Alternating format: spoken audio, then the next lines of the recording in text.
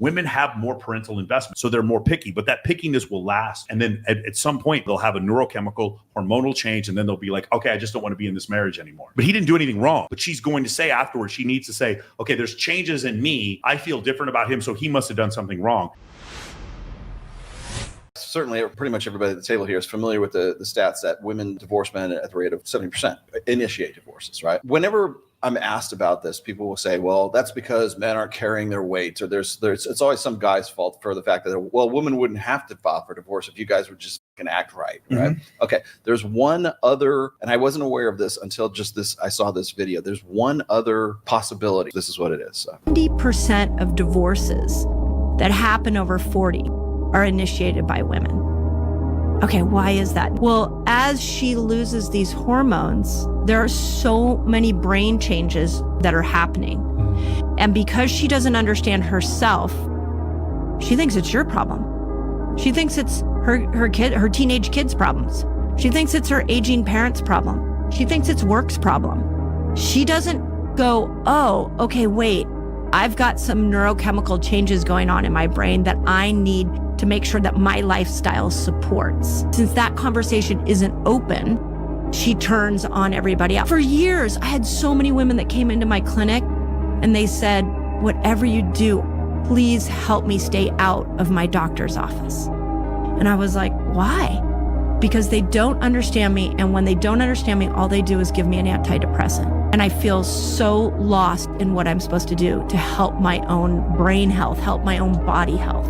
And we start dishing out supplements and prescriptions when there's a lifestyle that women are working against. And thank you, James Sexton, for making me aware of this, is that the average age of first divorce for women is like 41 or 42. For men, of course, it's like 3 years older than that, right? Yeah. So I didn't really think about that from a biochemical perspective, rather than just, of course, everybody jumps to the conclusion and says, well, if men weren't just such sons of bitches and they would change the baby's diapers and do some laundry and do some fucking dishes now and then we wouldn't be filing for divorce.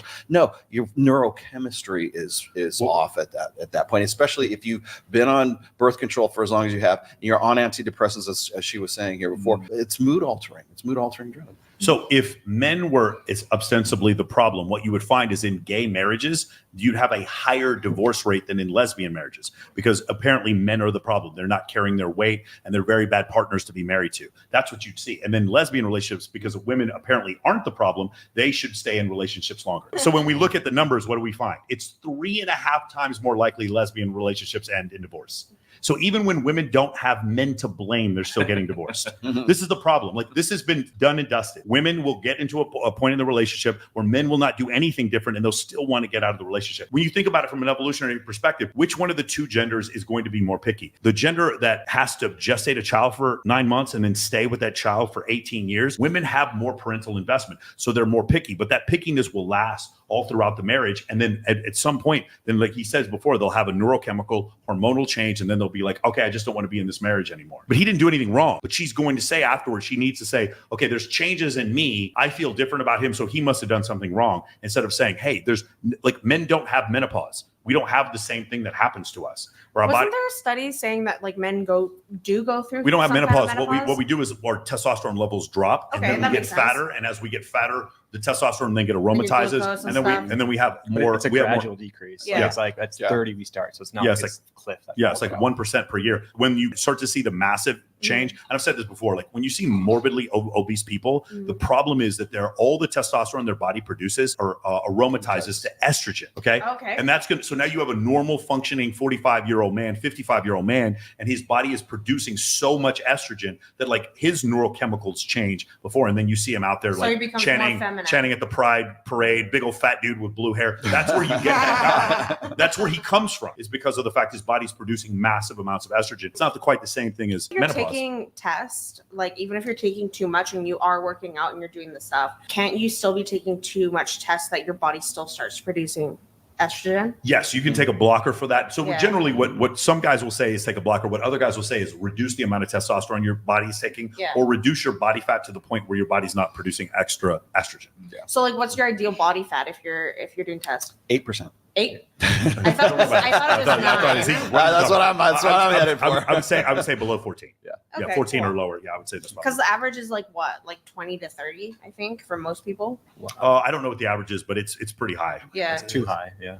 Especially in America, probably. Or get off your ass and maintain your physical livelihood, and your body will keep producing dust. Yeah, it will. Working But out. some people it just won't in general, and some people it won't when they're older. Mhm. But it doesn't go up. It Wow. goes down over time. The average body fat percentage in the United States is around 28.1% That's for about men right. Crap. and That's 39.9, almost 40% for women. What? No, it's crazy. A lot of American people are fat because it's like whenever I went into Europe and I told them I was from America, they're like, "You're from America. Why aren't you fat?" Yeah, that's funny you should say that. I remember. It's like yeah, Lindsay Lohan, like, "So you're from Africa. Why are you white?" I was. Yeah, that's why are we fat? today, actually. That reminds you reminded me of a story.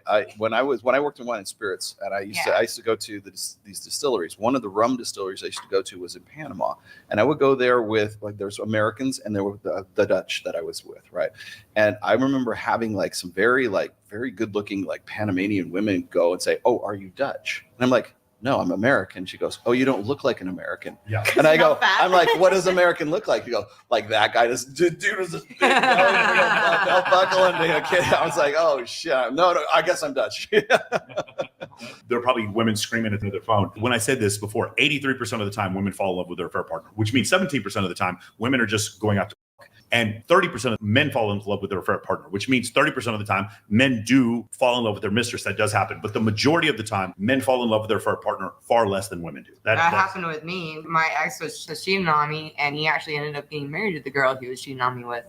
Okay. I'm not surprised. It Well, happens a lot. Sterling, was it you that said every guy wants an easy girl, but you want them to be easy for him? Only easy Yeah, was for that you? Yeah. Yeah, only easy for you. Every guy wants a slut, but he wants it to be his. Yeah, dude, look, again, one more time. If a girl sleeps with me on the first date, that makes sense. I have game. I totally understand. Are you a that good doesn't make any girl? sense. But if a girl sleeps with some other dude, I think she's probably making a bad decision. I mean, and it comes off as arrogant, but I know it's true. I think it's a reflection of the guy's self-esteem to that point. The guy who gets the guy ick Mhm. from a girl sleeping with him straight away, Mhm. that guy's got no self-esteem, is my opinion, because he can't fathom a woman finding him that attractive Mhm. that she would just go all out. Yeah. You know? So I'm thinking if that. if the girl, you're the anomaly and she sleeps with you on the first night, then great. But Yeah. if she's doing that with every guy, she needs then well, the point Michael's trying to make is we consider ourselves to be the anomaly. Yeah, Well, you it's hope not you just are. that. But going back to what you were saying before, I've seen that before, where it's because she's saying all these things, she's promising me so much commitment. Now I feel guilty for not giving her the commitment that I want. Instead, what I'm going to do is I'm going to ask about her past. I'm just going to ask her family. I'm say, you notice all her friends from high school don't talk to her anymore. All her friends from college don't talk to her anymore. All of her exes seem to hate her and think that she's crazy. But she says all of her ex-roommates are crazy. All of her ex-boyfriends are crazy. At some point, you're going to be like, wait a second.